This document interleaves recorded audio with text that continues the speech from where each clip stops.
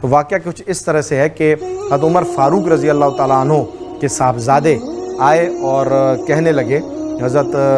عمر فاروق رضی اللہ تعالیٰ عنہ سے کہ مجھے حضرات حسنین میں سے انہوں نے ذکر کیا کہ انہوں نے کہا ہے کہ تم ہمارے غلام ہو، تم ہمارے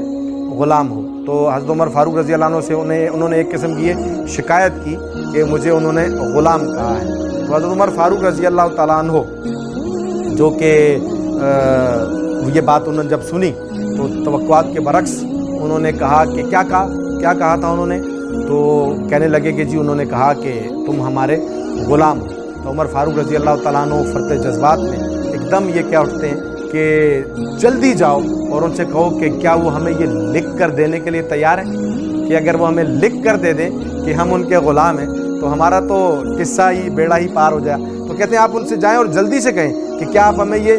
لکھ کر دینے کے لیے تیار ہیں؟ تو حضرت عمر فاروق رضی اللہ عنہ کے صاحبزادے اس پہ حیران بھی ہوئے کہ میں نے تو ایک بات کی، اور عمر فاروق رضی اللہ عنہ نے تربیت کی اپنی اولاد کی یہاں پر کہ اہل بیت ہمارے لیے کتنے مقدم اور کتنے مقدس ہیں اور ان کی اہمیت ہمارے یہاں بہت بڑی ہے۔ تو عمر فاروق رضی اللہ عنہ کہتے ہیں کہ آپ ان سے یہ کہہ دیں کہ ہمیں لکھ کر دے دیں کہ ہم آپ کے غلام ہیں، تو ہمارا تو بیڑا ہی پار ہو جاتا ہے۔ تو ناظرین، یہ سبق